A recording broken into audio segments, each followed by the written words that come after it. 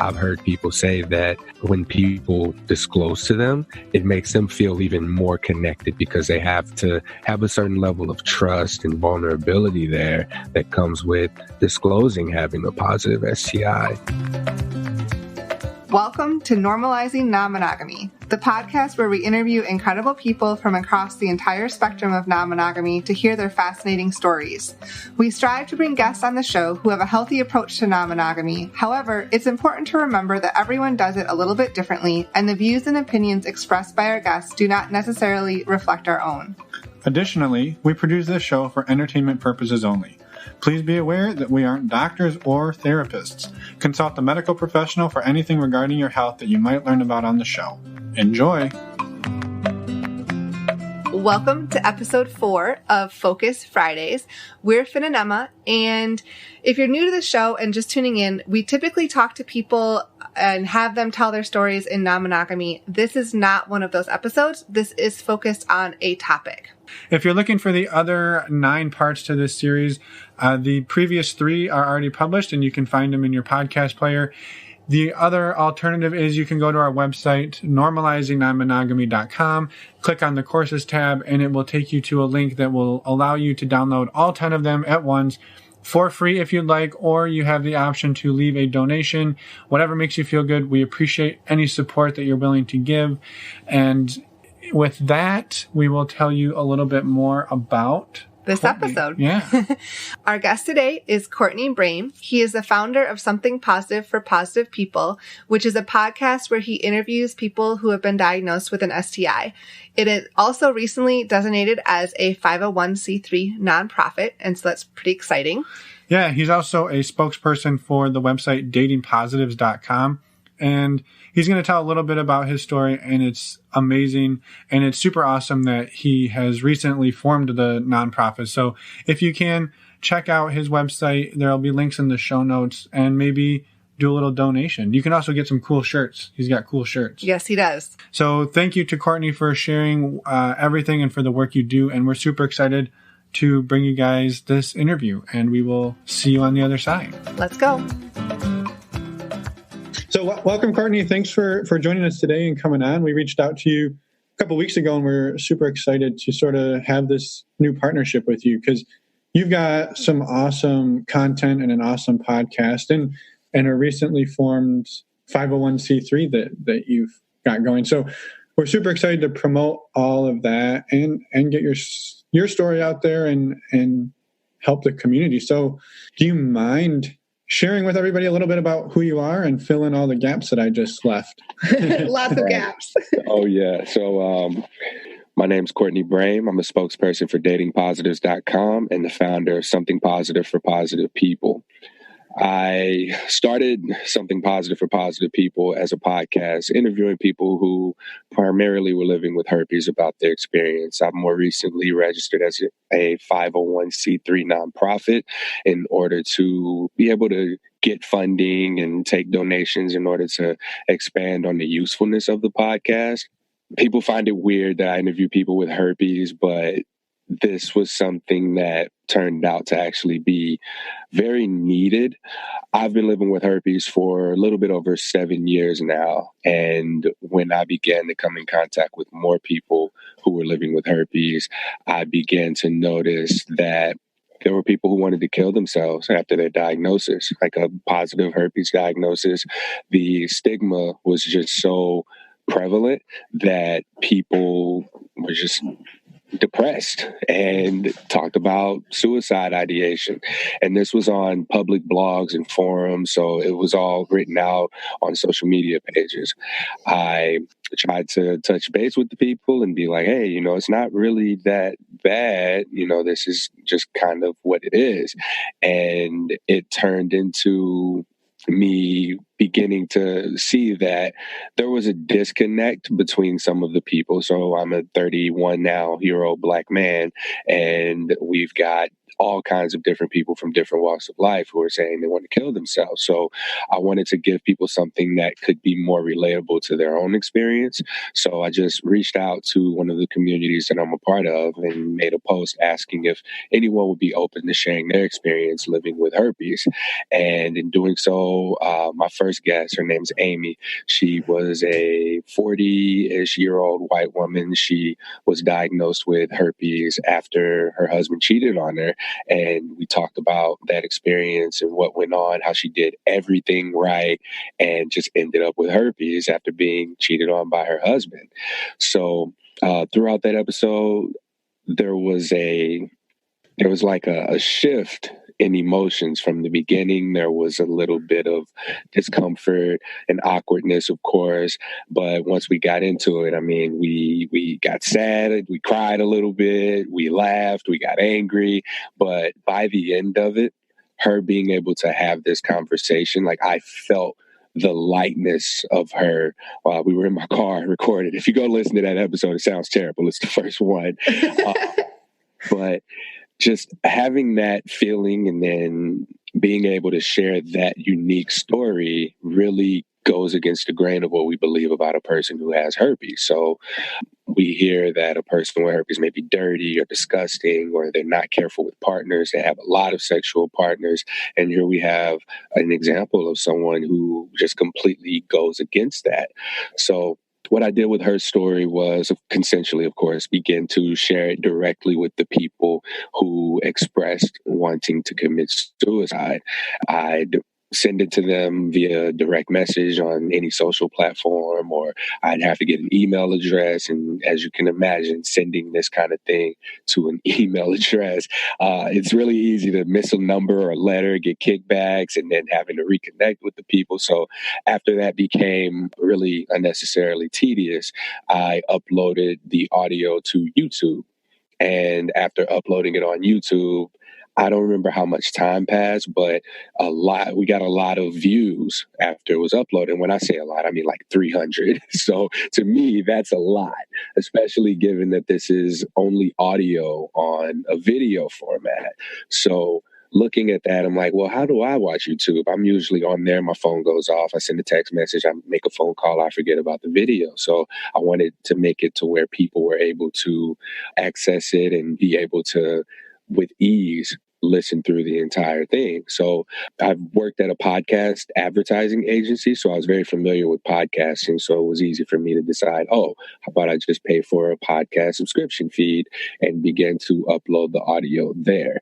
So by this time, I've already had people reaching out to me saying that they also wanted to share their stories. And I began to get more and more of these experiences. And then it expanded out to people who were living with HPV, HIV, who've had experiences with chlamydia, gonorrhea, syphilis. And I've interviewed someone who's living with AIDS. And I've also expanded that out more to be something beyond useful to just people who are living with herpes. So I've brought on sexuality experts, physicians, people who can talk through the virus and the statistics, because I shy away from statistics altogether because the information is just really inconsistent. There's nowhere that, you can see consistent language, numbers. The types of herpes are often used interchangeably, or there's not enough details there. So primarily what people are looking at is HSV1, which is herpes simplex virus type 1, and they primarily associate that with oral herpes or cold sores.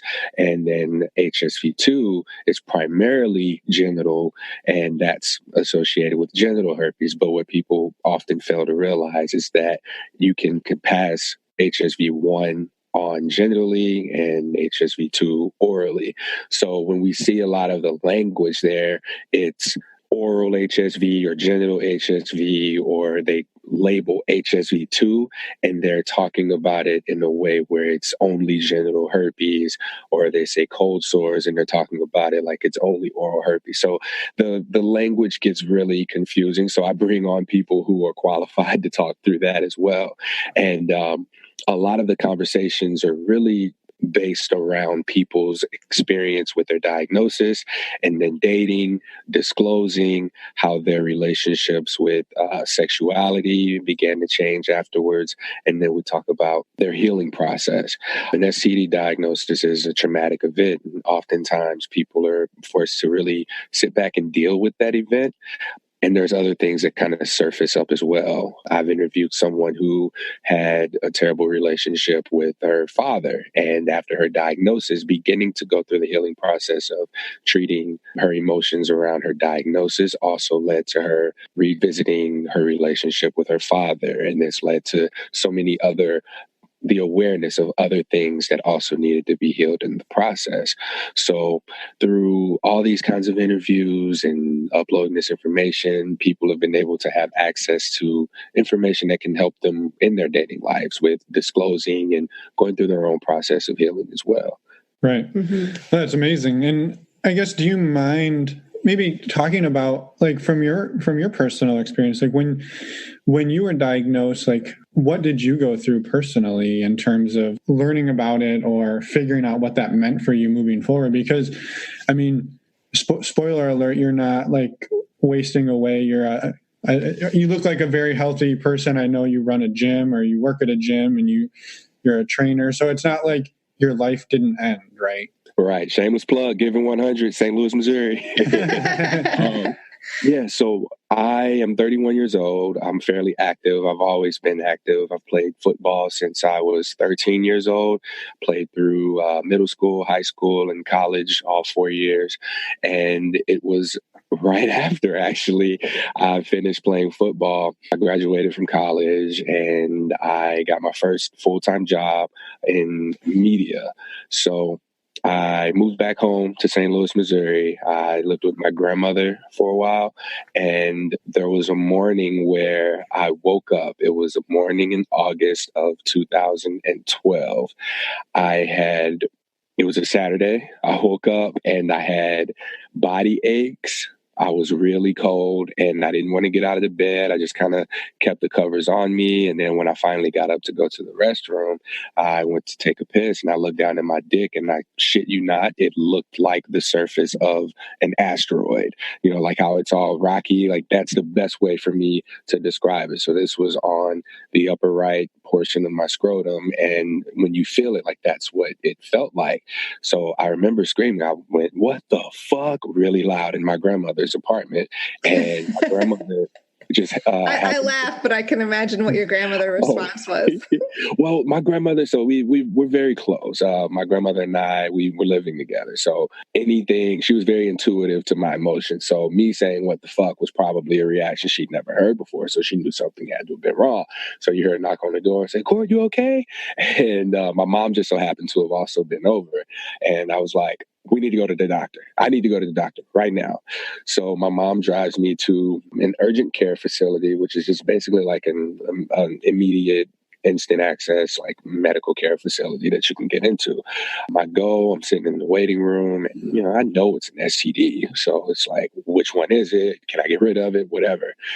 I go into the physician's office and he sits me down. He takes a look at it. I remember I was given medication for if I was exposed to any of the treatable, curable STIs. He tested me, looked at it and goes, "Yep, that's herpes. Here's a pamphlet." He said, gave me the pamphlet, wrote me a prescription for valcyclovir and sent me on my way.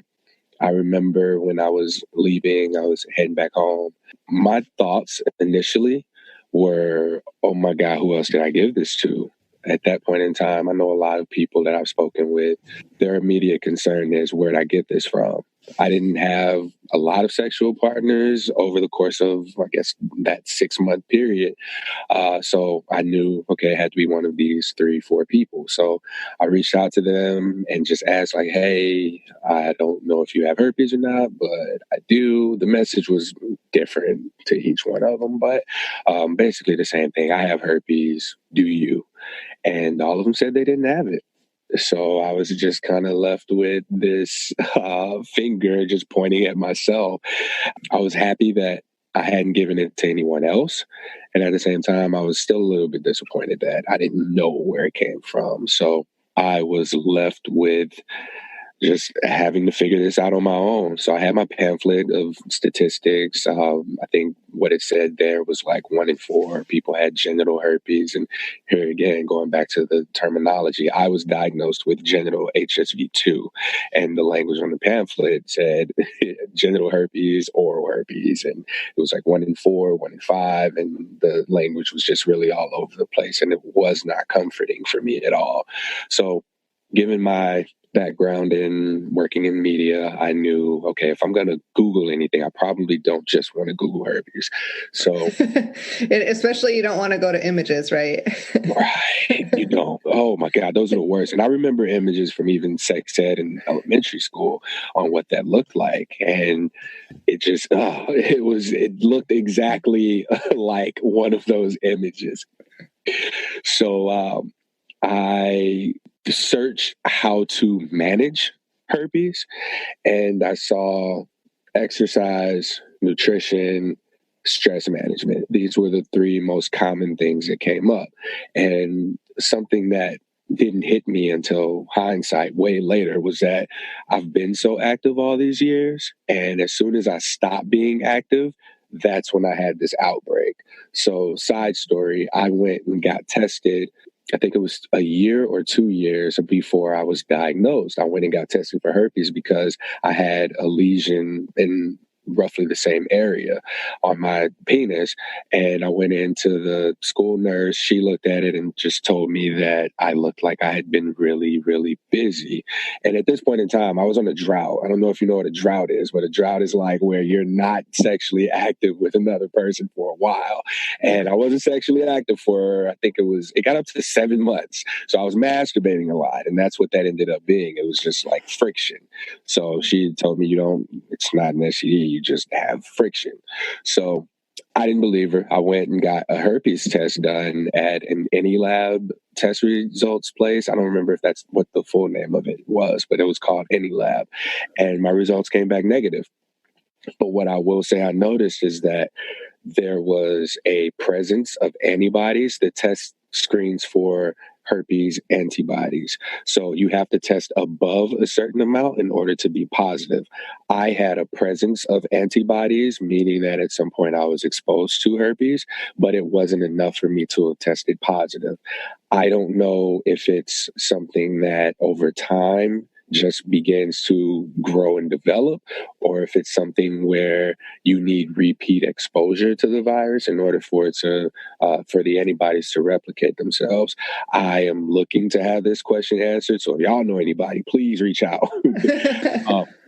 So I go through, I figure out what I need to do. I need to just take care of myself because I completely stopped working out.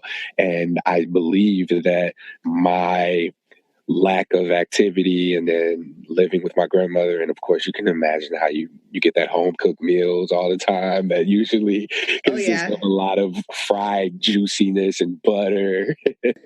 So I was eating like that often. And so I took the medication. It gave me 6 pills. I was supposed to take 2 a day, 6 hours apart for 3 days. And that lesion I had cleared right up and it looked normal. My biggest concern was that was just what was going to always be there. I thought that I would have this asteroid dig and the pills made it go away after a few days. So that was when I learned about what outbreaks were. So having the understanding that it wasn't going to always look like that made it easier for me.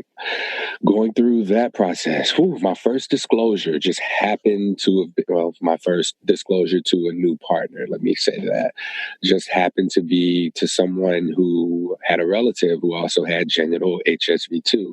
So she knew kind of what that meant, what was going on. She had someone to talk to about it as well to get a better understanding. She and I dated. We dated for a little while and ended up not working out for a number of reasons. And I ended up just kind of going back into a past relationship where we just made the assumption that, oh, well, we both have it. This is easy. Let's do it. Went into that relationship. It didn't work out. And then I was like, oh, fuck, now I have to start telling people this. Like, it was already hard for me to tell the first person, and it was hard for me to even disclose to the people that I thought might have exposed me to herpes. So here I am now, having to date and have this conversation, and it was just so like heart-wrenching to even think And about. at this point, you hadn't had any other outbreaks, right? At this point, no. By that point, and I've been through some stressful situations. I can count maybe 2 or 3 other times. I got fired from a job and I was living on my own. I quit a job and moved back home. I think those were 2 times where I was beginning to experience an outbreak. So if I'm feeling there's this tingling sensation, I equate with like a preview of an outbreak coming on.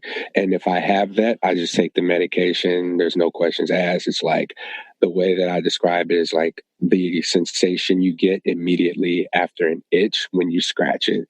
So there's like that sense of relief, but you know something's happening there. And that's when I know, okay, I need to take my medication. Between the time of, during that time frame, maybe 2, 3 mild outbreaks coming on, but I was able to just take the medication and there was nothing there. Do you have any questions at this point? Because I'm just kind of rolling through here. No. I mean, I guess I wanted to just comment really quick on that. Like, when you talk to your partners that you had in that time leading up to it, and they all said, no, we don't have anything. I mean, that may not have been true, right? What they may have been saying is we have no visible evidence, right? And so that's sort of what you were saying, which is you had the antibodies present, but you had no idea that you had anything, right? Because most of the time there's no visible evidence that there's anything wrong. And I think that's very common, right? Is that you may be a carrier for something and it's not visible. Well, and it shows that you can have something for many years without knowing it or without having any outbreaks or anything. Mm-hmm. And then another thing too is that oftentimes I'll hear people say that they may have missed their initial outbreak with mistaking it with an ingrown hair or a razor bump, shaving bump, or a rash even, and just kind of brushing it off as having been one of those things, and then it just goes away. So now you don't necessarily know what an outbreak looks like. You may miss your first outbreak and not have another one for years, or even, the next time you have one, you'll be like, oh, there's that ingrown hair again. And it takes for someone else to have been exposed to herpes from you before you found out that you had it. And this creates this whole net of miscommunication because we just don't necessarily know.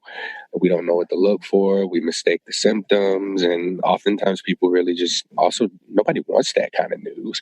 And we don't know to get tested for it either. Yeah, for sure. And it sounds like you found that just like some of the best ways for you to manage it are just stay healthy, exercise, eat right. And that when it usually comes up is when you're in a high stress situation. And basically when your immune system is compromised because of other things, right? But normally your body's able to suppress it and you have no real symptoms or even any evidence that anything is different than it was before you found out. Exactly. And I think that's important for people to know is that this isn't, like you said, right? Your life has largely gone on as it did before, other than now it's the hard part, right? Is the stigma. Yeah. And I'm fortunate that I didn't really face any sort of stigmatization. The worst thing that happened to me, I would say, was when I disclosed to someone on Tinder. That was probably the worst disclosure I've had, where she mentioned something to me about having like really bad asthma. I was like, oh, well, we all struggle with our health conditions. I mean, just like that time I found out I had herpes. Haha. Never heard from her again. So that was the end of that conversation. But the other disclosures had gone well. There were people who were just understanding. They were like, okay, well, what about, can we use condoms? Are you on medication? People are knowledgeable. I think that there's a kind of a metric there for how educated someone is in their own sexual health, with experience as well. So the people who I ask about it and we had these kinds of conversations, these were people who were on top of their sexual health and were also more fun to have sex with because there's a sense of freedom in expressing your sexuality with someone who you can feel more safe with. So yes, I'm positive for herpes, and my sexual partner knows that and is understanding that we're taking the necessary precautions. I've heard people say that when people disclose to them, it makes them feel even more connected because they have to have a certain level of trust and vulnerability there that comes with disclosing having a positive STI status. Well, and it also, their reaction tells you a lot about who they are, right? If if they freak out or if they shame you, then you've saved yourself, right, from that. And nobody wants an STI, so that initial reaction of being caught off guard is normal. And I don't want to shame anybody for having that gut-wrenching reaction. Sure. But I think that we also should understand, we need to learn and understand more about sexual health and our STI status, and that there are some STIs that don't present symptoms, and you won't know you have them until you go and get tested for, and you can often miss the early signs of them. Yeah, right. For sure. What are some of the things or some of the ways that you've found as you've been navigating this? Like, you've probably tested out a whole bunch of different ways of disclosing this. What are some of the better ones versus some of the ones that you found didn't work as well? Ooh, all right. I find that the one on Tinder was not a good way to do it. That was terrible. Yeah. So you don't want to just kind of sneak it in there at all. I think that it's important for people to really know how they feel about it. One of the exercises I've done is go and look myself in the mirror in the bathroom and say, I have herpes. And there's a pool of emotion that comes out of you that you can't escape. Like, you're looking yourself in the eyes when you're saying this. So if you feel ashamed, if you feel embarrassed, if you think it's funny, these are the kinds of things that will come up in your reaction. And that's often what you project from or onto the other person that you're disclosing to. So for me, what came up when I said I have herpes was a lot of just sadness and shame. Like, how did I let this happen? I wore condoms. I did what I was supposed to have done. This isn't supposed to happen to me.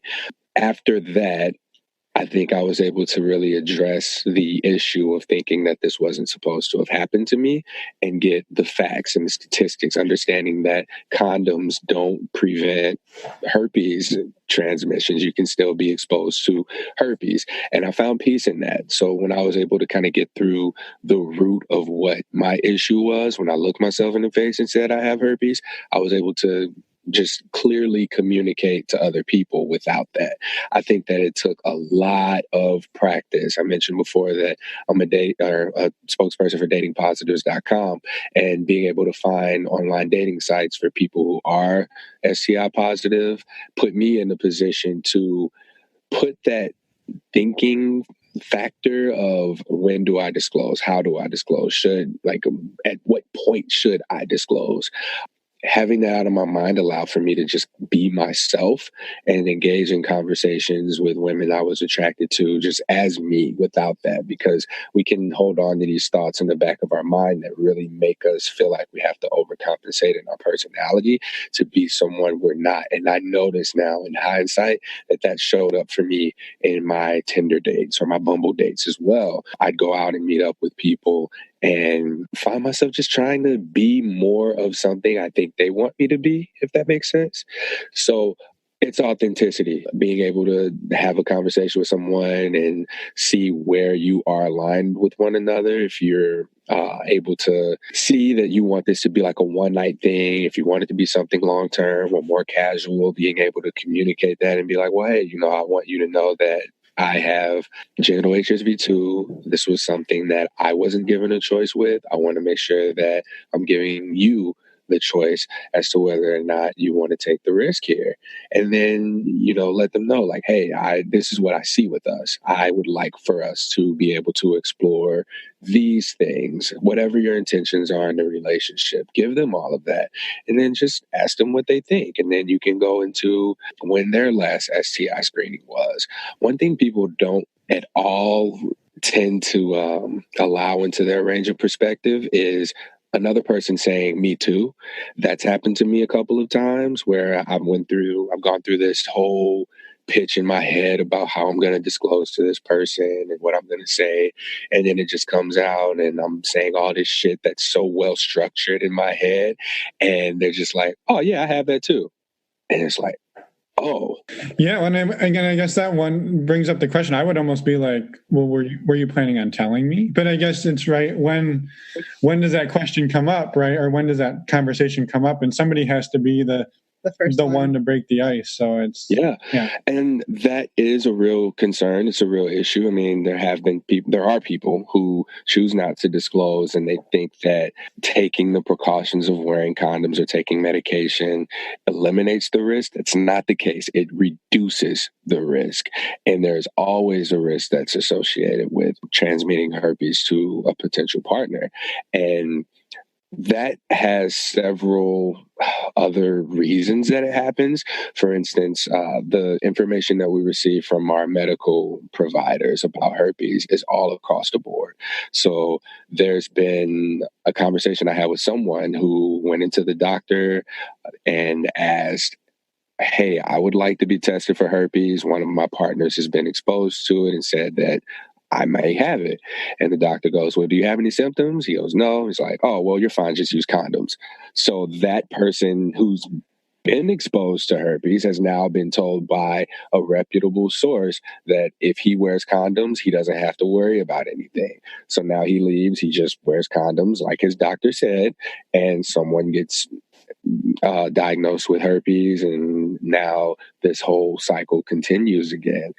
There's more credibility, I would say, in being able to just say, I don't know.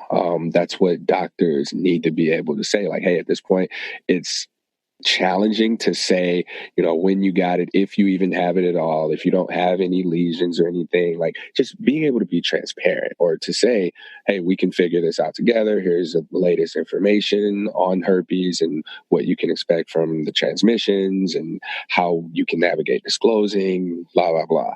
But we don't have that kind of transparency and honesty from many of our medical professionals. And this is coming from the interviews that I've had with podcast guests and conversations that I've had privately. It's really across the board. Right.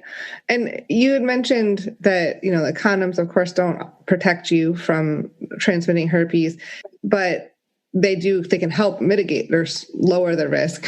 Do you have any other strategies for lowering the risk for transmission? Other than taking your medication too, I guess. Yeah, so I'm sure people will disagree with me, but when I had discordant partners who were HSV negative, what I would do was just make sure that I didn't have that sensation I told you about before we had sex. I would make sure to shower before we had sex, and I would always have her go and shower after. And 2 years after that relationship, she hadn't tested positive for herpes up until that point, for me at least. So this was something that I did with all of my sexual partners who were discordant up until that point. That was, it can also seem really stigmatizing, I guess, to think that it's like, oh, now I'm dirty, so I'm going to soap up and take a shower before I have sex every time. But that's just good hygiene too. I was going to say, I do that anyway. So. I know. It's very good hygiene. Yeah. But that, and really, you just really have to know your body. I think that was probably the biggest lesson that I've learned so far in terms of connecting with my body. It's just like, I know when I'm stressed now. I know when I need to make it to the gym. I know when I'm eating like shit and I need to take a break from that. Having this as more of like a radar, a compass even for, all right, Courtney, we got to move more into this direction because this event is stressing you out. How are we going to mitigate this stress? So it makes me look at things a different way. So I manage my stress, I manage my diet, and I manage my working out and exercise schedule as well. Yeah, and I think so. Something you touched on there, which I think shouldn't be overlooked, is that you were with a partner for 2 years, potentially, most likely having sex with them, and did not transmit, right, the HSV2 to them, and so that's just, I guess, working towards that destigmatization. That yes, I have this, but you're not going to get it the first time that we're naked together in a house. Like, that's not how it works, right? And that you could potentially be with that partner for years and years and years, and never transmit it. And I think what that even says on a deeper level is somebody who's been diagnosed and knows that they have this and is taking steps to prevent it is actually a much safer person to be with than somebody who has no idea that they have it, hasn't shown any symptoms, and is largely just walking through the world thinking that they have nothing to worry about and are potentially spreading this without even knowing it. Not that it's their fault, but that somebody who discloses and is doing everything they can to be safe is probably as safe or safer than somebody who has no idea. Thank you for wording it that way, too. Herpes is just a tricky virus, and you can be exposed to it from the first interaction. You cannot be exposed to it. I mentioned the partner. The partner I was referencing was from 2 years ago. She was HSV negative, and we hadn't been together. We were together for a few months, casually. Like, you know how there's like a new relationship period where you're kind of going at it like rabbits. It was like that.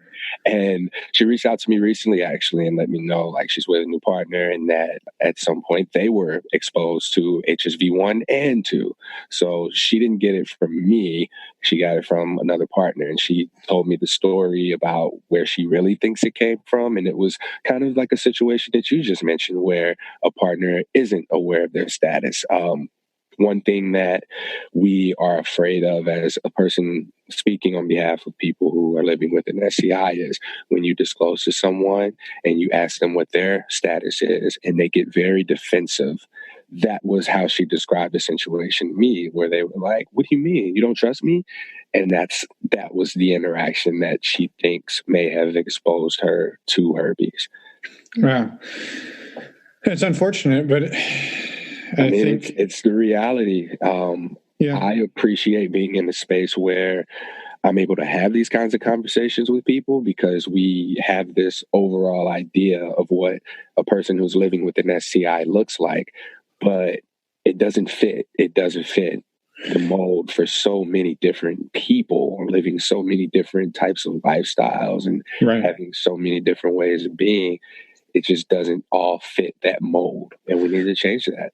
Yeah, well, that was the question I was going to say. Like, it's unfortunate that happened and that person had that reaction in terms of like, what, you don't trust me, and get really defensive, right? But really, where that comes from is the stigma and the shame around it. And I guess, what are some things that you see that we can do as a society or as a community to help destigmatize this? Honestly, I believe that it starts with upcoming generations. So the people who do have herpes and have experience with herpes, we have more understanding and experience than the people who are talking about herpes. The stigma itself is just a collection of opinions of people who either don't have herpes or don't know what it's like to have herpes. So I challenge us to speak up. I mean, there are several different people who are in this public space who are open about having herpes, and they talk about herpes, and that branches off into STIs and sex education. And that's really what it stems from.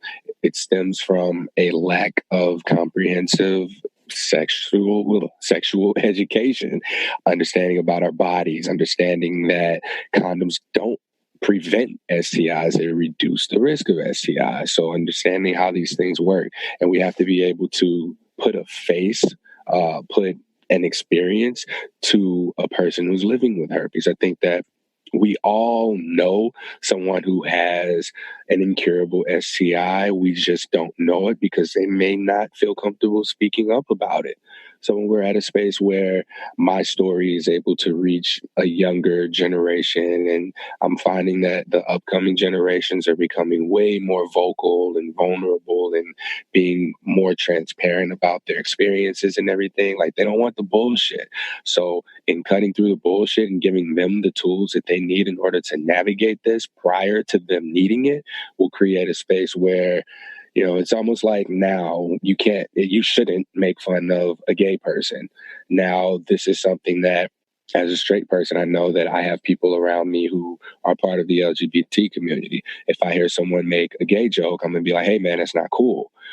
People who are living with STIs don't have that support because we choose not to open up to our support systems and allow them to be allies to our experiences and be able to stand up for us and be like, hey, that's not cool. Like, herpes is something that makes people go into depression or want to kill themselves. So stop making fucking herpes jokes. So we just need that support. And the only way to get it is if we put ourselves out there in order to receive it. Yeah, well, and I guess, we appreciate the resource that you've created to give people that platform to do it. And I think that's another place that it really starts with, is people being able to tell their stories. And yeah, one other question I had, if you don't mind, is around the dating positives versus just, I don't want to say normal dating, but dating in, the Tinder and Bumble and the OkCupid world, which is, I guess, people hearing that there are these sites I don't know, does it feel like that's where you should be, right? If I get diagnosed, this is where I have to be if I want to meet other people. I'm not allowed to be on OkCupid or Tinder anymore. But I guess, what has your experience been in meeting people across all platforms? So I'll say this. I want to make sure that this is clearly stated. This is an option, not the option. I mentioned earlier how a herpes diagnosis makes you look at the herpes and then all this other stuff comes up along the way. I believe that that's the same thing in regards to dating as well. When you go into a space of dating anyone, it's really good for you to know yourself. You know what your intentions are, you know what you're looking for, be it something casual, be it a kinky relationship, or if you want something long term, you want kids, don't want kids, political beliefs. All of these things are important. On the main dating sites, I will say, where's the conversation about STI status? Is this something that's just to be expected or what? And with the sites like datingpositives.com, that is right there. Not to solely make it about sex or sexual health, but I think that it does provide a level of comfort for people who are working their way up through the negative emotions of a diagnosis, of being like isolated and thinking that they can't go back out into the dating world. They have like a doorway for it. So you can get out there. And I've talked to people who've said, dating with herpes, even with access to these sites and communities, it's just like dating because you can have the same STI and someone can be a complete asshole and incompatible with you altogether. People still ghost. Nothing's different, except there's that piece of you that lingers on Tinder or Bumble or an OkCupid of like, when do I disclose? How do I disclose? Am I really being myself? That isn't there when you're on a site where that's not an issue, such as datingpositives.com. So for dating, for me, it was being able to be myself. I had people tell me I was funny, and I hadn't heard that before, because I've taken myself so seriously. I felt like I needed to create this image of perfection about myself because I have herpes. So it's like, okay, well, if I'm so perfect in every other way, then when I tell them I have herpes, this won't be an issue, right? That makes sense. It was just it wasn't real. It wasn't genuine. It wasn't authentic. And having that freedom to express myself without those thoughts weighing me down, I was called funny. And that was something that I had just not heard before. So I began to really like myself more and more and more as I began to just express and engage. And if you're not careful, it can almost become addicting because you'll stay in this space where you're comfortable, but you have to kind of you have to step out of your comfort zone. So I started out dating there, like only in the online communities, and then began to branch out into the real world. And then I began to tell friends like, hey, they'll call me out for being different or not myself whenever we go out or something. And eventually I just caved and I started to tell my friends, hey, listen, this is why I'm weird around girls. Yeah, that girl wants to talk to me, but I don't want to have to tell her I have herpes. And I was just met with so much love beyond the initial shock, of course. Like, oh, I didn't know that. Well, I know someone who has herpes, or tell me about that. Like, damn, dude, why do you feel like you couldn't tell me that?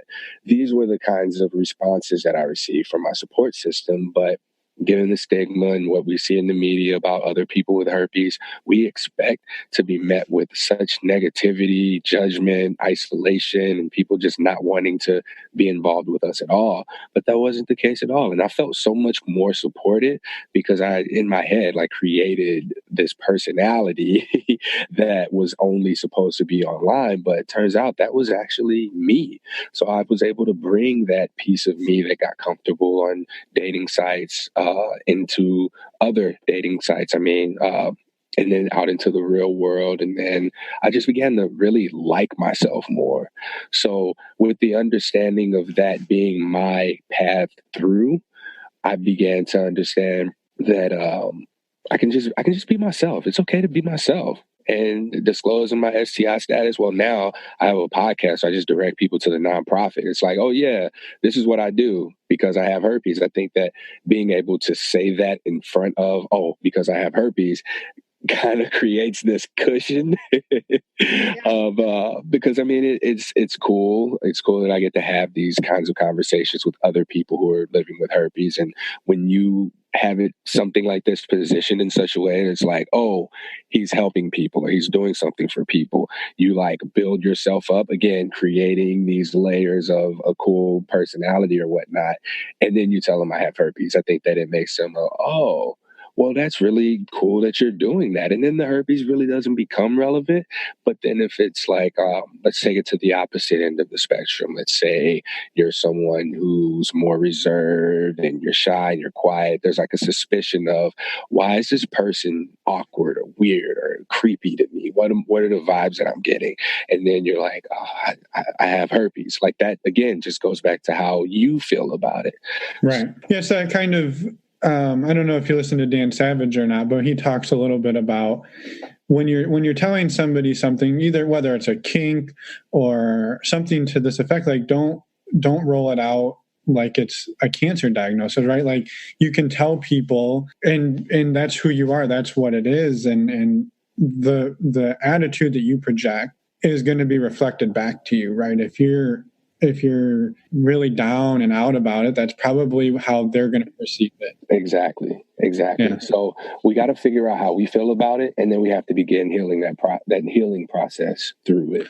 Right. And so that when you do tell people that you can be in a place where you are, right, where you're feeling good about who you are and everything, right, and that's so much easier said than done, right? That's really the hard work, is to get to where you can tell people that. And yeah, obviously that it's especially easy for us to say, right, having not had to necessarily go through that. So I'm not trying to prescribe that to anybody. I want to also add to that, going through this process of meeting people with the common ground being, all right, I have herpes and you also have herpes, has put me in position to meet all kinds of different people from all kinds of different walks of life.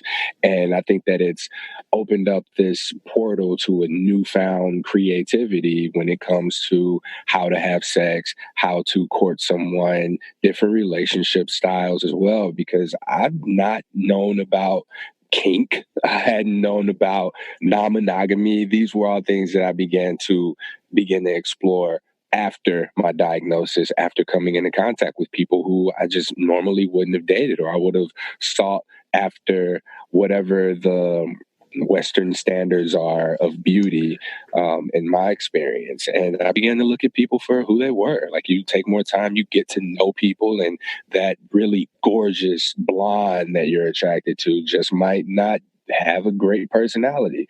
And that person that you might think, oh, well, if their hair was different or something like that, anything that you would have normally looked at that way, it begins to become irrelevant. And you start to see people a different way. You start to see them for who they are.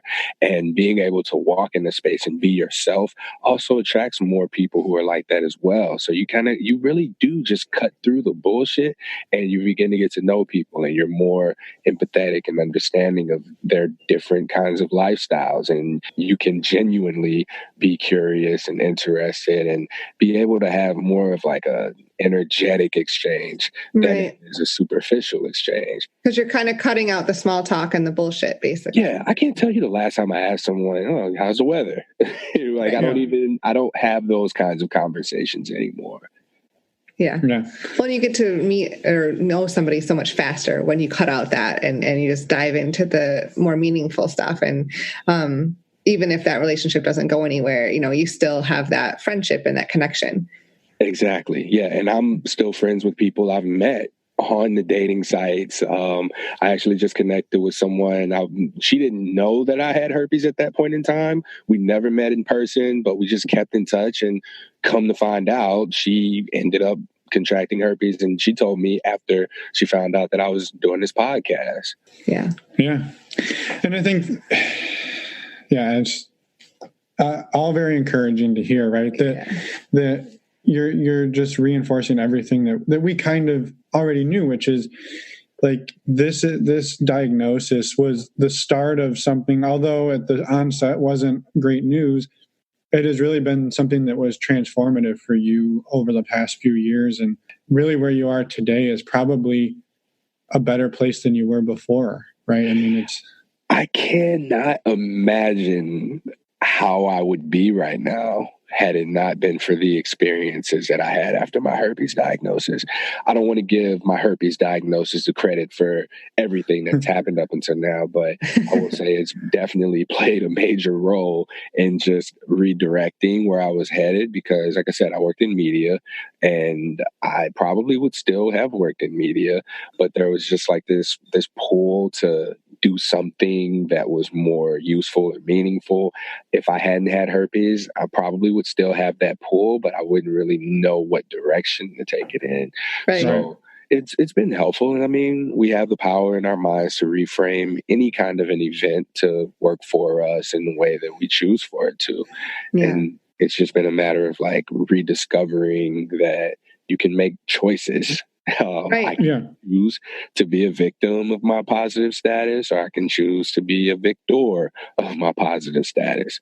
And what's made it really easy is just making it about other people. I mean, there were people who, like I said, were depressed or wanted to commit suicide after their diagnosis, and they didn't have any resources like this available.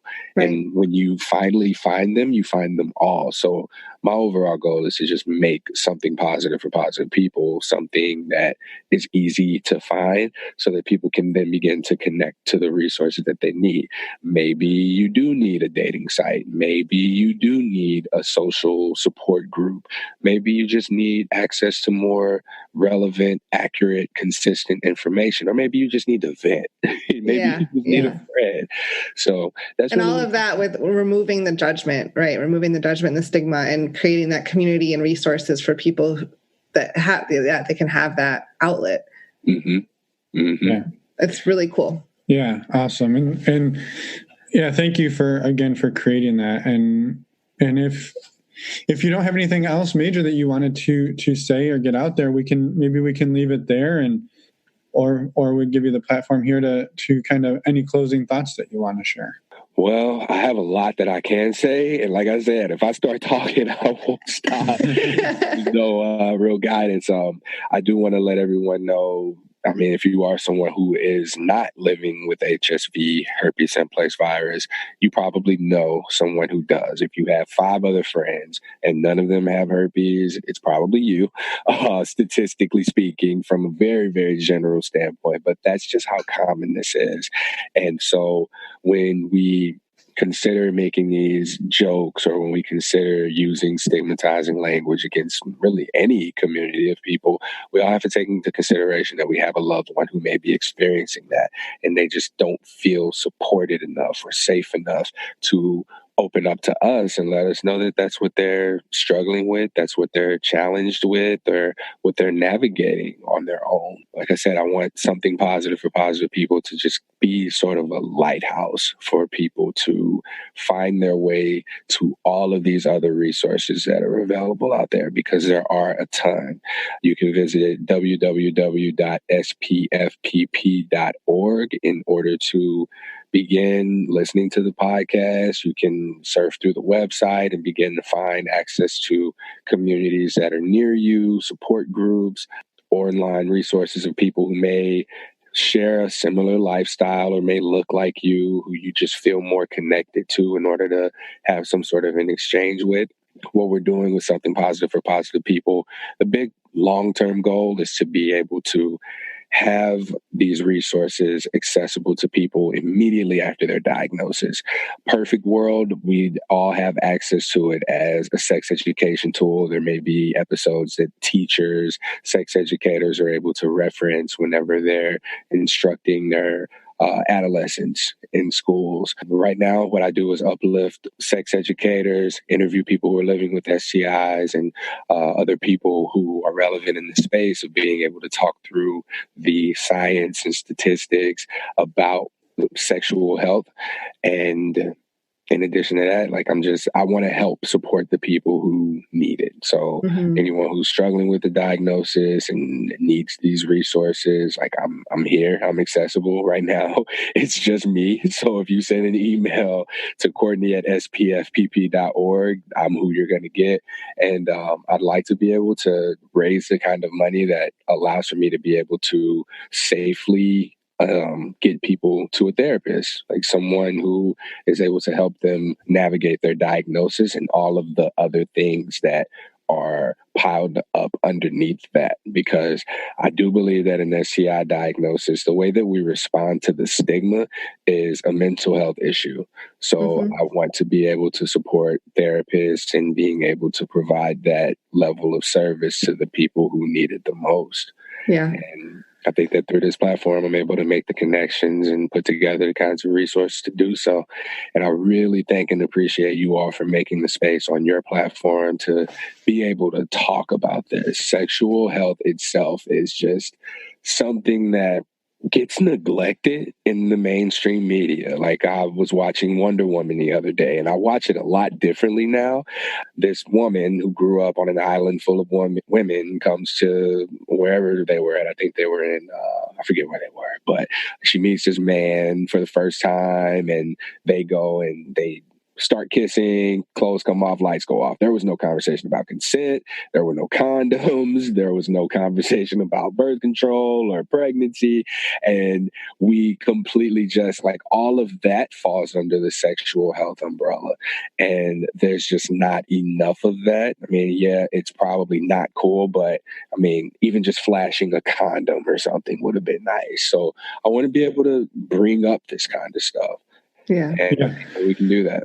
Yeah, well, thank you so much for doing the amazing work you do, and for being willing to come on and share a little bit about your background and your story, because we truly believe, just like you, like, the more people that we can spread the word to and just find help and give resources to, the better, right? Because it should be part of the normal everyday conversation. It shouldn't be the stigmatized as much as it is. Yeah. And also just want to make sure people know that links for everything that you just mentioned are going to be in show notes, easily accessible, so they don't have to remember all of the web addresses and emails you just read out. And your website is on our resources page already for people. So thank you again for creating that. And we will, until we can do it again, we will let you get on with your day. Thank you. Welcome back. This isn't my normal job. I don't usually welcome people back. I thought we should change it up. Well, thank you, Courtney, for taking the time out of your day to sit in your closet. Nobody knew that other than us. Sitting in the closet. Yeah, he was in his closet. I think maybe on a laundry hamper. So thank you for taking the time out of your day to do that. We really appreciate it, and we seriously appreciate all the work you're doing. Again, everybody who's listening, he's got a kick-ass nonprofit. Find a way to support him if you can. We appreciate it, and we know he would as well. Links to everything in our show notes on our website, normalizingnonmonogamy.com. Next Friday, we have episode 5 of Focus Fridays, which will be on consent and communication. And we have our guests, Ginger and Ryan from the Life on the Swing Set podcast, who will join us. And the intellectual foreplay podcast. Yes. 2 podcasts. Me too. And Finn messes up the name of that one. Bullshit. Calling bullshit. You'll have to tune in next Friday to hear that story. And we will see you then for a super fun Focus Friday. Bye, everyone. Thanks for listening. Did you hear all them Fs?